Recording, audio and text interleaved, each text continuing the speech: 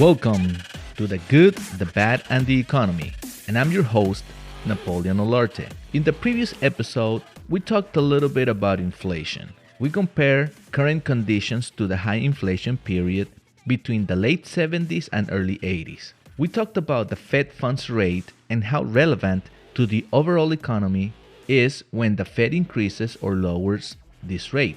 Today, we're going to talk about energy prices, electricity, electric vehicles, and the infamous Inflation Reduction Act. I want to start with some stats about the cost of electricity. There will be a link in the comment section so you can access this data yourself. The stat is the following. The national average cost of residential electricity at your home, has gone from 13 cents per kilowatt hour to a little over 15 cents per kilowatt hour. Even though the increase is just 1.5 cents per kilowatt hour, another way to see it is that it is an increase for a little bit over 11% in just 1 year. But that's the average. In California, where I live, the cost of electricity has gone up 25%. And in the state of Maine, it has gone 46%. With energy demand growing yearly, so does the cost. Today, a report by CBS San Francisco says, quote, California power grid facing overwhelming demands. Rolling blackouts possible. Governor Gavin Newsom said that the current heat wave is on track to be both the hottest and longest on record in California for September. Close quote. In January 2020, the U.S. Energy Information Administration rolled out a report which says that the nominal cost for energy by the year 2050 will be 20 cents per kilowatt hour. I can tell you by the projections of the report that we're already ahead of the curve. The report also shows a projected price of the Brent crude oil of $172 per barrel by 2050. We have seen how much gasoline can go up in just a few weeks. If you didn't know how gas prices come out to be, I'll explain it in simple terms. There are 4 main cost categories of what's included in the price of a gallon of gasoline at the pump. Those costs are crude oil, refining cost, distribution cost, and taxes. And this is how it goes, okay? About 50% of the price is due to crude oil prices, about 20% for refining, another 20% for distribution, and about 10% for taxes. These are just rough numbers and they vary by state. Last Labor Day weekend, the price of regular gas at the pump in Southern California got around $6.50, and that's at the current Brent oil price of around $90 per barrel. Can you imagine what gas is going to cost by 2050 given the projected price of $172 per barrel? Simple math says that it would almost double. So that would be $12, $13 per gallon. Now, it is common sense to understand that as time goes by, energy prices tend to increase. Energy for us, regular consumers, simply means electricity and gasoline. This trend of higher energy prices calls for the need for alternative, more affordable energy. The front runner for electric energy is solar power. And for gas vehicles are electric vehicles. What this means is that these two needs might have to intersect at some point. If a consumer buys an electric car, it would be obvious that they would need to switch to solar power. That if they own their own home. Last month, Sunrun, a reputable solar company, released a level 2 charger for residential customers.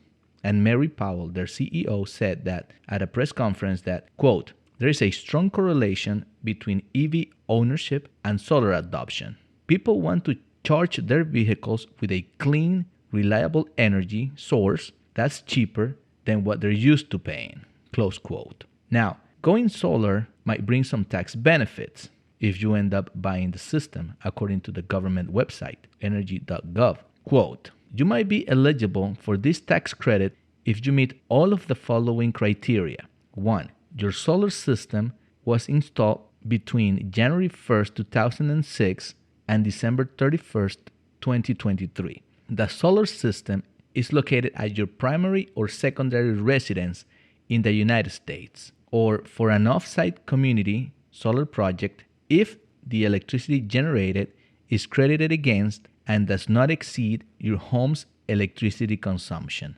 The IRS has permitted a taxpayer to claim a Section 25D tax credit for the purchase of a portion of a community solar project.